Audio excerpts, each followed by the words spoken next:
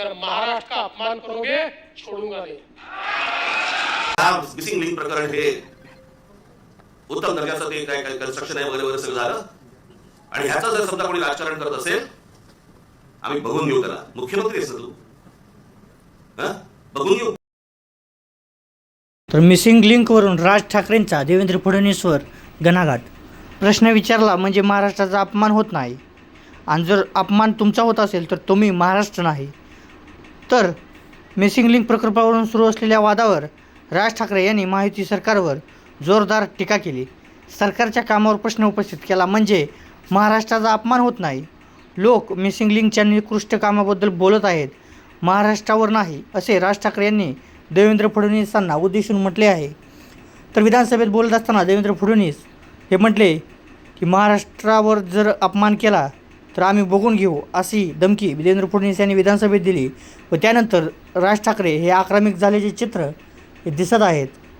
तर राज ठाकरे म्हणाले की विरोधी पक्ष सत्तेत असताना भाजप प्रत्येक दुर्घटनेवर आंदोलन करत होता, मात्र आज स्वतःची सत्ता असताना त्याच प्रश्नांना राजकारण करू नका असे सांगितले जात आहे.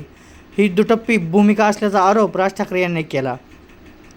सोशल मीडियावरील ट्रोलिंगवरही त्यांनी निशाणा साधला.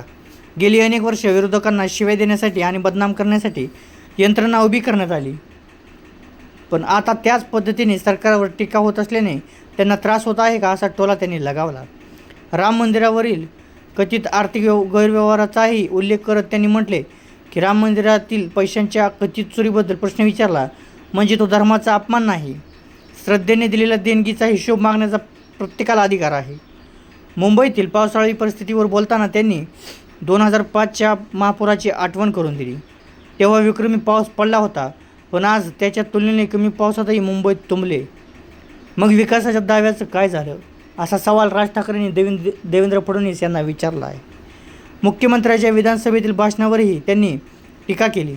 मराठी विधानसभेत मराठी आमदारांसोबत हिंदी बोलण्याची काय गरज होती, हा संदेश नेमका कोणासाठी होता, असा प्रश्न राज ठाकरे यांनी देवेंद्र फडणवीस यांना विचारला.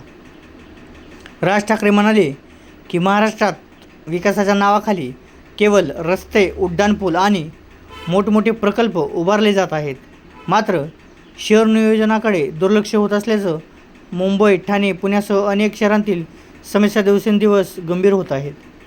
व शेवटी त्यांनी मिसिंग लिंक प्रकल्पाचा उल्लेख करत सरकारला लक्ष केले की 1 मे रोजी उद्घाटन झालेल्या प्रकल्पात अवघ्या 2 महिन्याची गळती, पिलरची समस्या आणि पावसाची पाणी साचण्यासारख्या घटना घडत असतील तर कामाच्या गुणवत्तेवर प्रश्न उपस्थित होणारच ना.